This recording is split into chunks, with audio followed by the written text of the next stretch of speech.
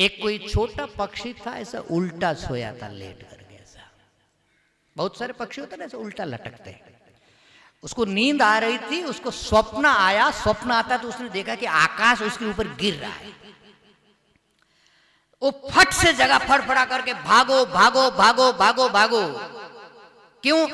आकाश गिर रहा है, भागो भागो भागो।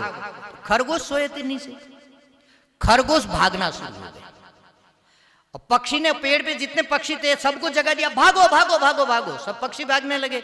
पक्षियों को देख करके खरगोश भागने लगे। थोड़े दूर आगे गए, हिरणों का एक झुंड खड़ा था। उसने कहा कि खरगोश ने कहा भागो भागो भागो। हिरण भागने लगे। थोड़े दूर गए, आगे भैंसों का झुंड खड़ा था। खरगोश भी बोल रहा है भागो भागो भागो, हिरण भी बोल रहा है भागो भागो भागो, और भैंसों का झुंड भी भागने लगा। थोड़ा आगे गए, एक हाथियों का झुंड खड़ा था। देखा कि आगे आगे खरगोश दौड़ रहे हैं, पीछे पीछे हिरण दौड़ रहे हैं, उसके पीछे पीछे भैंसे दौड़ रहे हैं, और ऊपर ऊपर पक्षी उड़ रहे हैं। सब चिल्ला रहे भागो भागो भागो। हाथियों ने कहा भागो, जान बचा करके भागो। हाथी भागो। थोड़े आगे गए, शेरों का एक झुंड खड़ा था।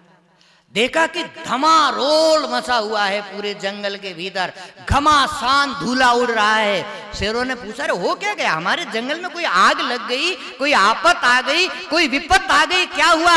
उन्होंने हाथियों को कहा अरे रुको, हिरणों को कहा अरे रुको, खरगोशों को कहा अरे रुको, क्यों दौड़ रहे हो?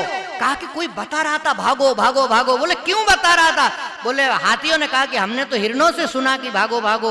हिरणों को पूछा रे क्यों भाग रहे हो? कहा कि हमने खरगोश से सुना भागो भागो। अरे खरगोश को पूछा कि तुम क्यों भाग रहे हो? कहा कि हमने पक्षियों से सुना था भागो भागो। पक्षियों को पूछा अरे तुम क्यों भाग रहे हो? बोले हमने सुना था किसी ने कहा था कि आकाश गिर रहा है। अरे पागलों, कभी आकाश गिर सकता है क्या? बोला अच्छा नहीं गिर सकता। बोले तब तो भागने की जरूरत नहीं। पूरा घमासान मचा कि नहीं जंगल में।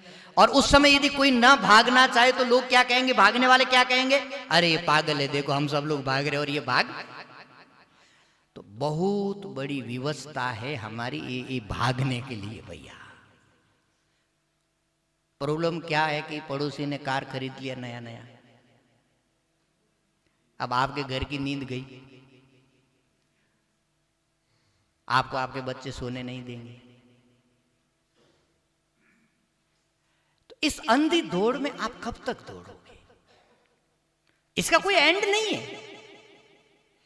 इसलिए एक जगह व्यक्ति को एक लक्ष्मण रेखा खींचनी चाहिए।